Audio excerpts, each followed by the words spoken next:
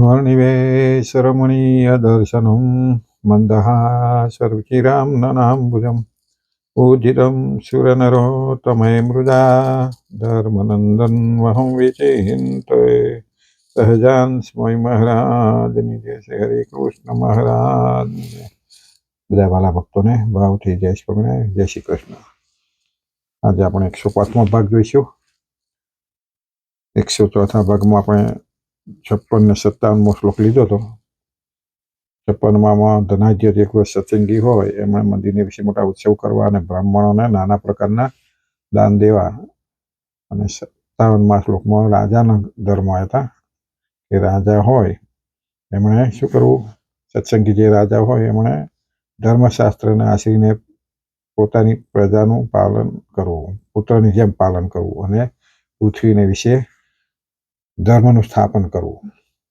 હવે આજે 158મો શ્લોક છે એ રાજાનો ધર્મ છે. એમાં લખ્યું છે કે રાજ્યાંગોપાય સદર વર્ગા ન્યાસ્તીર્થાની ચાર જસા વ્યવહાર વિદઃ સભ્યા દંડાદંડ્યાશ્ચ લક્ષણૈ. એનો અર્થ એવો થાય છે, અને તે રાજા તેમણે રાજ્યના જે 7 અંગ તથા 4 ઉપાય તથા 6 ગુણ તે જે તે લક્ષણે કરીને યથાર્થપણે જાણવા, અને તીર્થ જે 4 મોકલ્યાના સ્થાનક તથા વ્યવહારના જાણનારા જે સભાસદ તથા દંડવા યોગ્ય જે માણસ અથવા દંડવા યોગ્ય જે નહીં એવા જે માણસ એ સર્વને લક્ષણે કરીને યથાર્થપણે જાણવા. જે ભગવાન સ્વામિનારાયણ રાજાને ઉપદેશતા કહે છે કે મારા આશ્રિત જે રાજાઓ હોય એમણે રાજ્યના જે 7 અંગો તથા 4 ઉપાયો તથા 6 ગુણ એને લક્ષણે કરીને યથાર્થપણે જાણવા. આ બધાને લક્ષણથી ઓળખવા. અને તીર્થો જે ગુપ્તચરોને મોકલવાના સ્થાનો તથા વ્યવહારને જાણનારા જે સભાસદો અથવા દંડવા યોગ્ય અને નહીં દંડવા યોગ્ય એવા માણસો, આ બધાને લક્ષણે કરીને યથાર્થપણે જાણવું છે. રાજાએ આટલું જાણવું જોઈએ એવું શ્રીજી મહારાજ કહે છે. હવે સતાનંદ સ્વામી એનું ભાષાંતર કરતા જણાવે છે કે રાજાએ સ્વામી, અમાત્ય ઇત્યાદિ 7 રાજાના અંગો, સામ, દામ, ભેદ અને દંડ, આ 4 ઉપાયો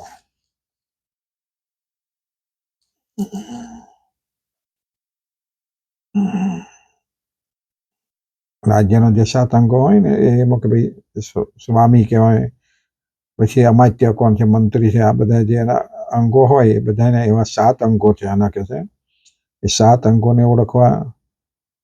પછી 4 ઉપાયો જે સામ, દામ અને દંડ, આ જે 4 ઉપાયો છે, ઉપાય એટલે આ વસ્તુ કોના માટે ઉપયોગ કરવો, શું કરવું, એનો ઉપાય કરવા માટે આ 4 વસ્તુઓ બતાવી છે એટલે એને 4 ઉપાયો કયા છે.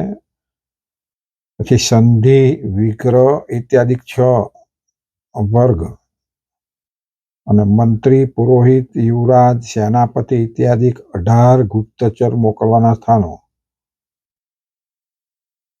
આ બધું રાજાનો ધર્મ છે એટલે આ બધું રાજાનું કાર્ય છે એટલે આ બધું એમણે ઓળખી રાખવું જોઈએ. રાજા જે બધું કામ કરવાનું હોય એટલે આ બધું એના જાણકાર હોવો જોઈએ, આ બધું રાખવું જોઈએ એને. એટલે 18 ગુપ્તચર મોકલવાના સ્થાનો, ઋણનું લેવું દેવું ઇત્યાદિ વ્યવહારને જાણનારા સભાસદો. પછી વ્યવહાર, આખો જે વ્યવહાર કરવાનો હોય એના બધા જે સભ્યો હોય, મંત્રીઓને બધા એ સભાસદો. એ સભાસદો એવા વ્યવહારને જાણનારા એવા સભાસદો, દરેકના પારંગત હોય ને એવી વ્યક્તિઓ હોવી જોઈએ. એમ કેવી હોવી જોઈએ, પછી એ બધી જાણકારી રાજાને હોવી જોઈએ. અને દંડવા યોગ્ય અને નહીં દંડવા યોગ્ય એવા માણસો, આ બધાને લક્ષણો વડે યથાર્થપણે જાણવા જોઈએ. આ બધા જે કયા એ બધાને એના લક્ષણો સાથે યથાર્થ રૂપમાં એને ઓળખવા, જાણવા. અને એ સિવાય અરહાડ વિવાદના સ્થાનો છે તેમને રાજાએ યથાર્થપણે જાણવા. અહીંયા આગળ લાંબો એનો વિસ્તાર આપ્યો નથી, એટલે કે ભાઈ વિવાદો જે ઊભા થાય એમાં 18 પ્રકારના કયા છે શાસ્ત્રોની રીતે, તો કે વિવાદના સ્થાનો છે, એમને પણ રાજાએ યથાર્થપણે જાણવા જોઈએ. વળી જકાત કોની પાસેથી લેવી અને કોની પાસેથી ન લેવી એને પણ રાજાએ યથાર્થપણે જાણવું. જકાત એટલે કરવેરા જે લેવાતા હોય, કઈ જકાત એ કોની પાસેથી લેવી, કોની પાસે ન લેવી એ રાજાએ જાણવું. એમાં સુવર્ણની સમાન જણાતા હોય પણ પિત્તળ ઇત્યાદિ ધાતુમાંથી બનાવેલા હોય એવા દાગીનામાંથી કરવેરો લેવો નહીં. આમ શું કહે, સુવર્ણની સમાન જણાતા હોય પણ પિત્તળ ઇત્યાદિ ધાતુમાંથી બનાવેલા હોય એવા દાગીનાના કરવેરા લેવો નહીં. નોકરી કરનારા પાસેથી, બાળક કે દૂત પાસેથી, ભિક્ષાથી પ્રાપ્ત કરેલું હોય અને દેવ સંબંધી કાર્ય માટેનું દ્રવ્ય હોય એમાંથી પણ કરવેરો લેવો નહીં.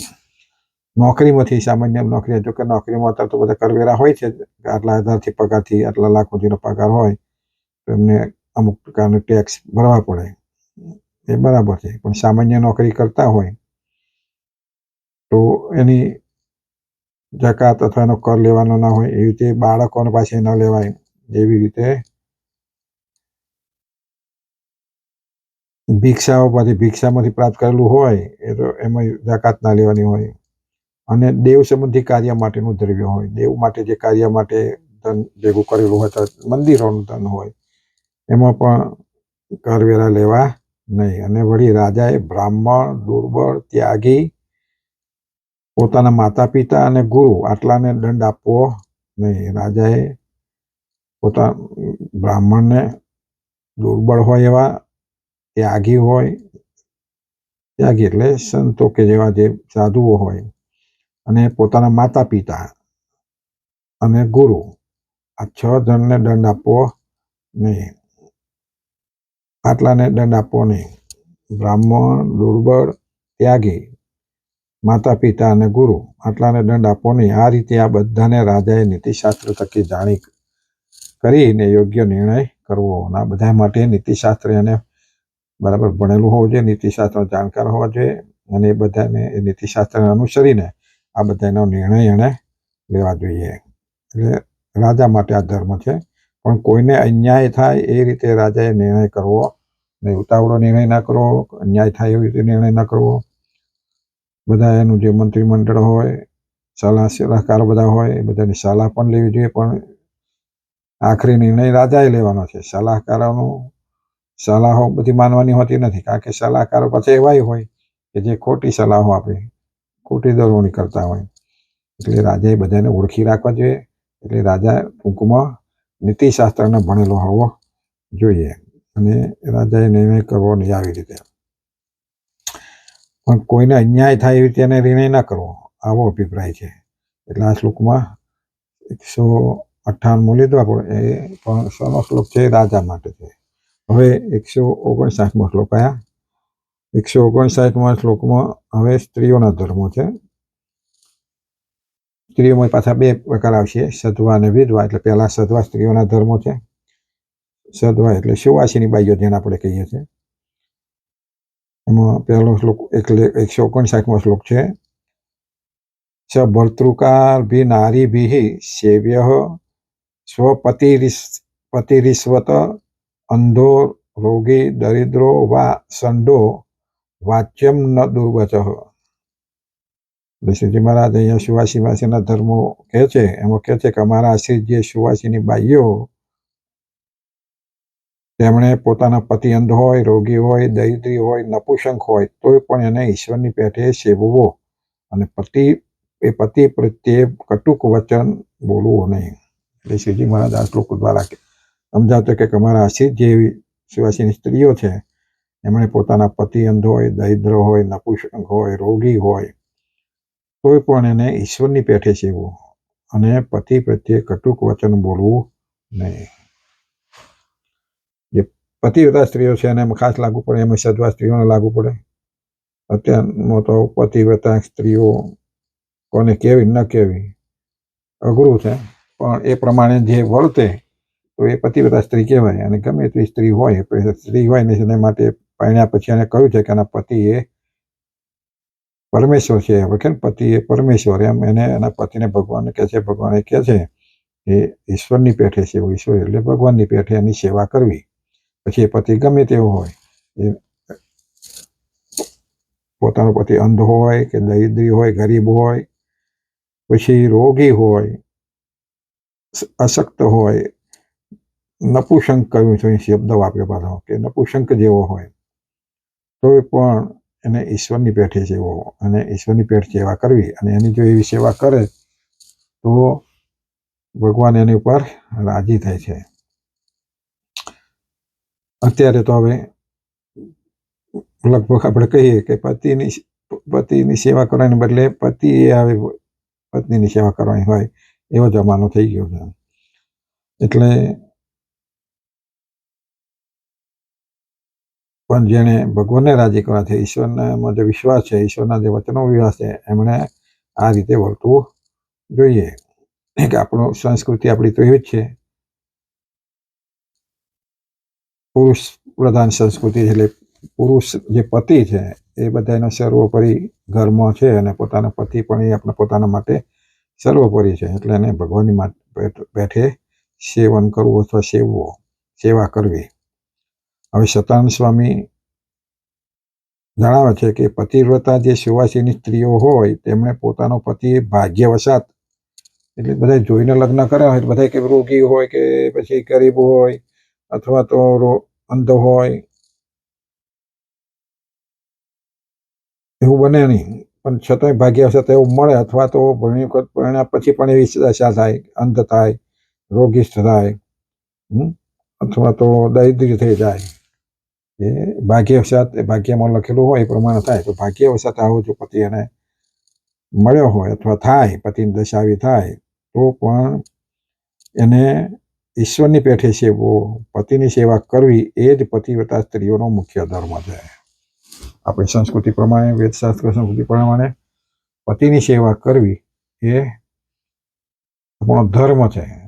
પત્નીની સેવા પતિએ કરવાની નહીં, એ અજુગતું લાગે, પણ હા એટલે એના બધાને એકબીજાને મદદ કરી સેવા કરવી બરાબર, પણ એના માટે બધી સેવા પતિએ કરવાની ના હોય. પતિની પત્નીએ સેવા કરવાની હોય. પછી પત્નીનું વિચારીને પતિએ પણ એની જે ફરજમાં આવતું હોય એ પ્રમાણે વ્યવસ્થિત વર્તવાનું હોય. એટલે પત્નીની સેવા પતિ સ્વીકારી શકે છે, પણ પતિની સેવા પત્ની સ્વીકારી શકે નહીં. એની સેવા કરવાના જરૂરિયાત હોય, બંધ હોય, બીમાર હોય, એ બધી હોય તો બરાબર છે. બાકી પતિ પાસે સેવા કરવાની, પોતાની સેવા કરવાની ના હોય. એટલે અહીંયા પતિની સેવા ઈશ્વરની પેઠે સેવા કરવી એવું સતાનંદ સ્વામી પણ શાસ્ત્રનો આધારે કહે છે. પતિની સેવા કરવી એ જ પતિવ્રતા સ્ત્રીનો મુખ્ય ધર્મ કહે છે. એના માટે એક ભાગવતનું વાક્ય આપ્યું છે, ભર્તુહું શુશ્રુષામ સ્ત્રીણામ પરો ધર્મો તુમયા અબ્દુન્દુનાદ કલ્યાણ પ્રજાનમ ચાનુપોષણમ ઇતિ. એક સમયે શરતુની રાત્રિએ શ્રી કૃષ્ણ ભગવાનને વૃંદાવનમાં જઈને વાંસળી વગાડી. ત્યારે વાંસળીનો સ્વર સાંભળીને ગોકુળની અંદર રહેલી સર્વે ગોપીઓ તત્કાળ જ પોતાના ઘરનો કામકાજ છોડી અને વૃંદાવનમાં ભગવાન પાસે ગઈ. અને એ સમયે ભગવાન શ્રી કૃષ્ણે કહ્યું કે હે ગોપીઓ, અત્યારે ઘોર રાત્રિમાં સમયમાં સ્ત્રીઓએ ઘરથી બહાર ન નીકળવું જોઈએ, છતાંય તમે અત્યારે મારી પાસે શા માટે આવેલી છો? કારણ કે સ્ત્રીઓ હોય તેમણે તો પોતાના પતિની સેવા કરવી જોઈએ. કદાચ તમે કહેશો કે અમે તો તમારા દર્શન કરવા આવીએ છીએ, તો મારા દર્શન પણ તમને થયેલા છે, માટે તમે અત્યારે તમારા ઘેર જાઓ અને તમારી પતિની સેવા કરો. કારણ કે પોતાના પતિની નિષ્કામ ભાવથી સેવા કરવી એ જ સ્ત્રીઓનો પરમ ધર્મ છે. કદાચ તમે કહેશો કે અમારા પતિ તો છે પણ તમારા જેવા રૂપાળા નથી, તો હું કહું છું કે હે ગોપીઓ, પોતાનો પતિ જડ હોય, રોગી હોય, નિર્ધન હોય, છતાંય પણ જો તે નિષ્પાપ હોય તો સ્ત્રીઓએ પતિનો ત્યાગ કરવો જોઈએ નહીં. કારણ કે પતિ છે એ જ સ્ત્રીઓનું પરમ દૈવત કહેલું છે. આ રીતે શ્રી કૃષ્ણ ભગવાને ગોપીઓ પ્રત્યે કહેલું છે. એટલે અહીં આગળ ભાગવતના શ્લોકનો અહીં આગળ મૂકી અને સતાનંદ સ્વામી કહે છે કે આ શ્લોકમાં શ્રી કૃષ્ણ ભગવાને ગોપીઓને કહ્યું છે કે શરદઋતુની રાત્રિએ એક વખત શ્રી કૃષ્ણ ભગવાન રાત્રિએ બહાર વૃંદાવનમાં જઈને વાંસળી વગાડતા હતા અને વાંસળીનો અવાજ ગોપીઓએ સાંભળ્યો પોતાના ઘેર. તો બધી જ ગોપીઓ આકુળ વ્યાકુળ બની ગઈ અને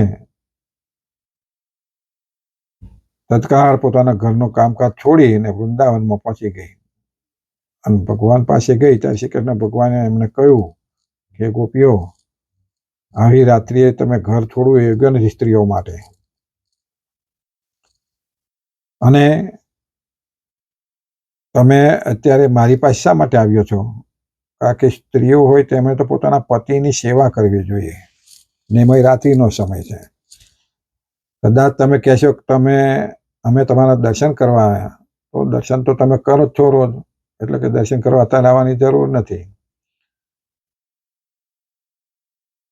માટે તમે અત્યારે તમારા ઘેર જાઓ અને તમારા પતિની સેવા કરો. કારણ કે પોતાના પતિની નિષ્કામ ભાવથી જે સેવા કરવી, પોતાના પતિની નિષ્કામ ભાવથી જે સેવા કરવી એ સ્ત્રીઓનો પરમ ધર્મ છે. તમારા પતિની જે સેવા કરવી એ જ કે પરમ ધર્મ છે સ્ત્રીઓ માટે. કદાચ તમે કહે પતિ અમારા પતિ તો છે પણ તમારા જેવા રૂપાળા નથી કે છે. અમારા પતિ ઘણા એવા હોય ને, તમારા પતિ છે પણ તમારા જેવા રૂપાળા નથી. તો કે છે સ્ત્રીઓને તમારા પતિ ગમે તેવા હોય પણ ગોપીઓને કહે છે કે પોતાના પતિ, એ ગોપીઓ પોતાનો પતિ જડ હોય, રોગી હોય, નિર્ધન હોય, છતાંય પણ જો એ નિષ્પાપ હોય તો સ્ત્રીઓએ પતિનો ત્યાગ કરવો જોઈએ નહીં. પોતાનો પતિ ગમે તેવો હોય, જડ જેવો હોય, ગરીબ હોય, કૃપાન હોય, આગળ સ્વામિનારાયણ ભગવાને કહ્યું એમ, તો પણ પતિની સેવા કરવી. પણ પતિ કેવો હોય? નિષ્પાપ. અને એવું પાપી ના હોય. ખરાબ લોકો હોય ને એવા પાછા મારઝૂડ કરતા હોય, દારૂ બહુ પીને આવીને મારઝૂડ કરતા હોય, કોઈ ઘરમાં પત્નીનું કોઈનો સાંભળતા ના હોય, તો બહુ જ એવા વ્યભિચારી જેવો માણસ હોય તો કે પાપી કહેવાય. તો કદાચ જેને છોડી દે તો વાંધો નહીં. પણ નિષ્પાપ પતિ છે પણ એ કુરૂપ છે, રોગી છે, જડ છે, તો કે એવા પતિને છોડવો જોઈએ નહીં. સ્ત્રીઓએ એની ઈશ્વરની પેઠે એની સેવા કરવી જોઈએ. સ્ત્રીઓએ પતિનો ત્યાગ કરવો જોઈએ નહીં, કારણ કે પતિ એ સ્ત્રીઓનું પરમ દૈવત છે. એટલે એવા પતિ એ જ એનું પરમ દૈવત છે. આ રીતે શ્રી કૃષ્ણ ભગવાને ગોપીઓ પ્રત્યે કહેલું. માટે પતિવ્રતા જે સુવાસિની બાઈઓ તેમણે પોતાના પતિ શરીરે ગમે એવો હોય છતાંય પણ ઈશ્વરનો ભાવ રાખીને પોતાના પતિની સેવા કરવી. સત્સંગી હોય ને એટલે આપણે બધા સંબંધો છે કેવા છે? આ દેહ પૂરતા છે. પણ જ્યારે દેહ પૂરતા છે પણ તો એને બંધાઈ જવાનું નથી. પણ સ્ત્રીના માટે તો પતિ છે એ ભગવાન છે, એવી ભાવનાથી એની સેવા કરવી જોઈએ. એવો ભાવ રાખવાનો છે. અને વળી પોતાના પતિ સામે પ્રતિકૂળ કઠોર એવું વચન પણ બોલવું નહીં જોઈએ. પોતાના પતિ સામે કઠોર વચન, દુઃખ લાગે એવું વચન પણ બોલવું ન જોઈએ. એટલે પતિએ પણ ન બોલવું જોઈએ. સ્ત્રીને કઠોર વચન બોલતા હોય ને ઘણી વખત એમાં ઝઘડા થતા હોય અથવા તો પછી આપઘાત થતો હોય તો પતિએ પણ ના વાપરવું. પણ સ્ત્રીએ તો કદી પણ ના બોલવું, કારણ કે ગમે એમ સ્ત્રીઓએ બોલવાની શાસ્ત્રો ના પાડે છે. એટલે એવો કઠોર વચન, દુઃખ લાગે એવા વચન પતિને બોલવા જોઈએ નહીં. પણ આજના જમાનામાં તો સ્ત્રીઓ પતિ પત્ની આપણને લાગે જ નહીં કે પતિ અથવા પત્ની એકબીજાના નામથી બોલાવું, લેલાઈથી બોલાવું, ટૂંકાઈને બોલાવું, ટપલા મારીને બોલાવું, આવું બધું બોલાવે. જ્યારે પહેલાં તો જમાનામાં સાથે પણ બધા હોય તો સાથે પણ ન બેસે, સાથે વાત પણ ન કરી શકે, સાથે જમી પણ ન શકે, પતિને જમાડ્યા પહેલાં જમે પણ નહીં. આજે તો પહેલાં જમી લઈને બધું થાય અને ગમે તે રીતે ટૂંકાથી બોલાવવામાં આવતા હોય. જમાના પ્રમાણે આવું થઈ ગયું છે. પણ હજુ જ્યાં જળવાય છે સંસ્કૃતિ, ત્યાં જળવાયેલી છે. પણ આ બધું જે છે ભગવાનની આજ્ઞા પ્રમાણે બહારનું છે એટલે અધર્મ કહેવાય ને અધર્મના ફળ એ જીવાત્માને સ્ત્રી હોય કે પુરુષ હોય એને ભોગવવા જ પડે. અને એટલા માટે અહીં આગળ એવું પતિને કશે કઠોર વચન પણ બોલવું નહીં, પતિને અનુકૂળ જ વચન બોલવું અને પતિની આજ્ઞામાં રહેવું, આવો અભિપ્રાય છે. સારી પત્ની હોય એ પતિના જે વિચાર હોય એ પહેલાં કહેવું બી ના પડે ને બધું ઓળખી જાય ને એ પ્રમાણે એનું કામ કરી દે અથવા તૈયાર રાખે. તો એવી રીતે પતિવ્રતા સ્ત્રીએ પોતાના પતિની આવી ઈશ્વરની પેઠે સેવા કરવી. હવે 160મો શ્લોક લઈએ જોડે.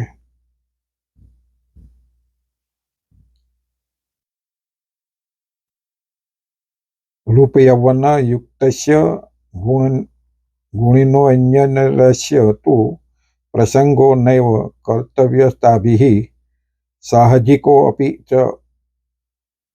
એનો અર્થ થાય છે કે સુવાસીની સ્ત્રીઓ તેમજ રૂપ અને યૌવન તેણીયુક્ત અને ગુણવાન એવો જે અન્ય પુરુષ તેનો પ્રસંગ સ્વભાવ પણ ન રાખો. પોતાના પતિને સેવાનું કહ્યું એટલે પછી બીજા શ્લોકમાં એમાં કહ્યું કે અન્ય પોતાના પતિ કરતાં ગમે એવો રૂપવાન હોય, ગુણવાન હોય,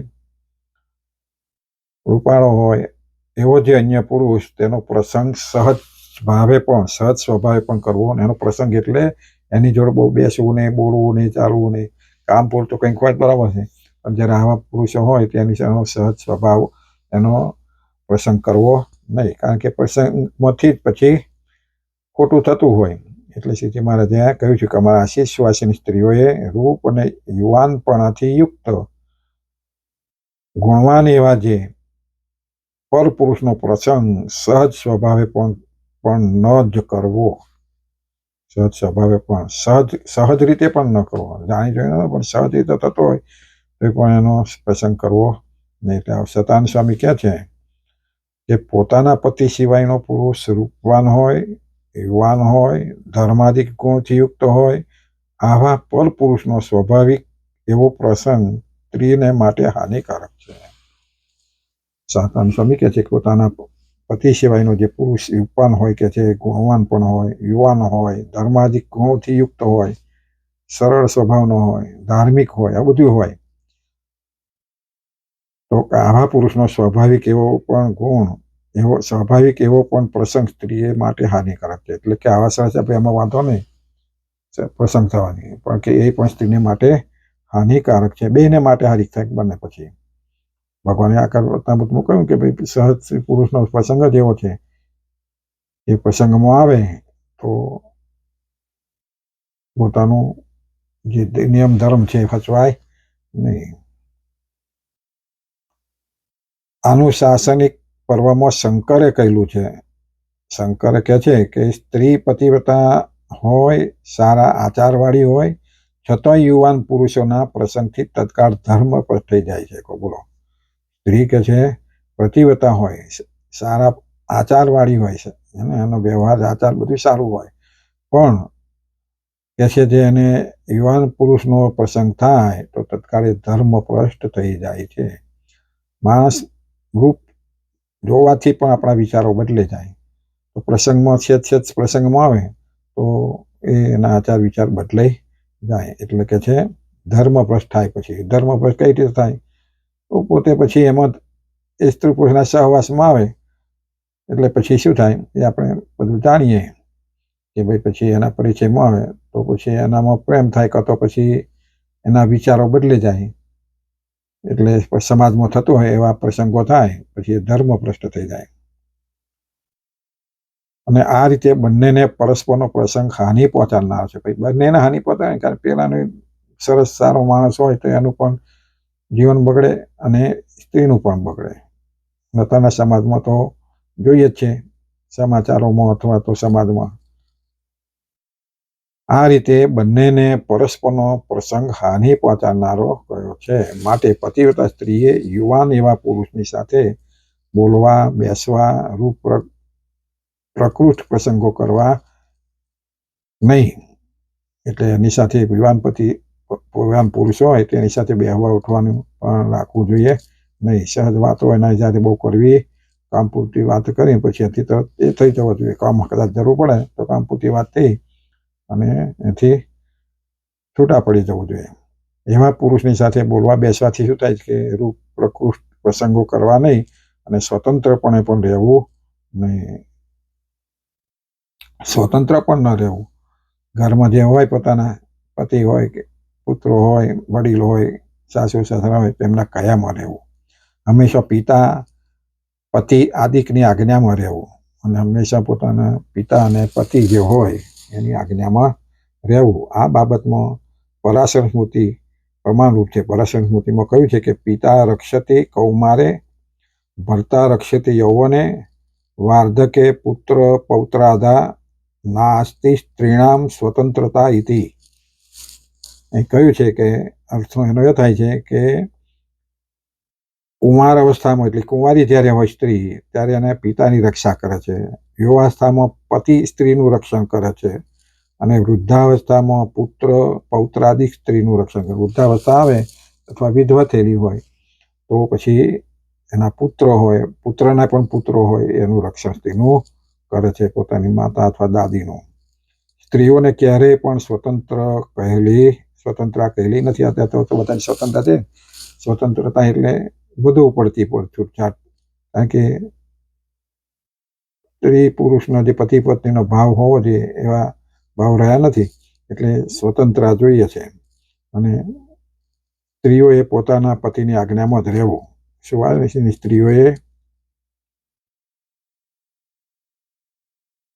માટે પતિવ્રતા અથવા સુવાસિની સ્ત્રીઓએ પોતાની પતિની આજ્ઞામાં જ રહેવું. પોતાના પતિની આજ્ઞાથી વિરુદ્ધ થવું નહીં. પોતાની પત્નીની જે આજ્ઞા હોય એને વિરુદ્ધ થવું જોઈએ ને પતિ કે પ્રમાણે જ વર્તવું જોઈએ. સધવા સ્ત્રી કે વિધવા સ્ત્રી જો પિતા પુત્ર કે પતિની આજ્ઞામાં રહે નહીં તો એ સ્ત્રી ગામની ભૂંડણીની સમાન થઈ તત્કાળ ધર્મભ્રષ્ટ થાય છે. અમે કેવો શબ્દ વાપર્યો કે જે વિધવા સ્ત્રી હોય કે સધવા સ્ત્રી હોય પણ એને પોતાના પિતાની અથવા પોતાના પતિની, પિતા પુત્ર પતિ ન હોય તો પુત્રની આજ્ઞામાં રહેવું જોઈએ. આજ્ઞામાં ન રહે તો એ સ્ત્રીને કેવી કીધી, સ્ત્રીની ગામની ભૂંડણી સમાન થઈને તત્કાળ ધર્મ અપનાય. ગામની ભૂંડણીઓ હોય ને કેવી હોય, એનો કોઈ પતિ હોય, બધા પતિ, એમ એ ધર્મ ભ્રષ્ટ થઈ જાય છે, ભૂંડણી સમાન થઈ જાય છે. તો અમે આ શબ્દો વાપર્યા છે. તત્કાળ ધર્મ ભ્રષ્ટ થઈ જાય એટલે સ્વતંત્ર ફરે ભાઈ કોઈનું સાંભળે નહીં, એને કોઈ કઈ પડી જ ના હોય એટલે ધર્મ ભ્રષ્ટ થઈ જાય છે.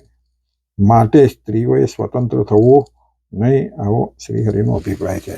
માટે ભગવાને અભિપ્રાય શું છે, ધર્મ ભ્રષ્ટ ન થાય માટે એટલે સ્ત્રીઓએ પોતાના પિતા પુત્ર અને પતિ એની આજ્ઞામાં જ સદાય રહેવું જોઈએ. પિતા નાનપણમાં કહ્યું આગળ એમ કે ઘેર પિયરમાં હોય, કુમારિકા અવસ્થામાં હોય તો પિતાની આજ્ઞામાં રહેવું, ભાઈની સાસરે જાય તો પતિની આજ્ઞામાં રહેવું. પતિ ઉંમરવાળા થઈ ગયા હોય, પોતાના પુત્રો મોટા હોય અથવા તો પતિ ન હોય, વિધવા બની હોય સ્ત્રી તો પોતાના પુત્ર હોય તો એની આજ્ઞામાં રહેવું. એથી આગળ આપણે કંઈ કદાચ પુત્ર ના હોય તો પોતાના બીજા કોઈ વડીલો હોય, કૌટુંબિક હોય એમની આજ્ઞામાં રહેવું, પણ સ્વતંત્રપણે વર્તવું નહીં, કોઈની આજ્ઞામાં રહેવું જોઈએ એવો અભિપ્રાય છે. 160મો શ્લોક પૂરો કર્યો.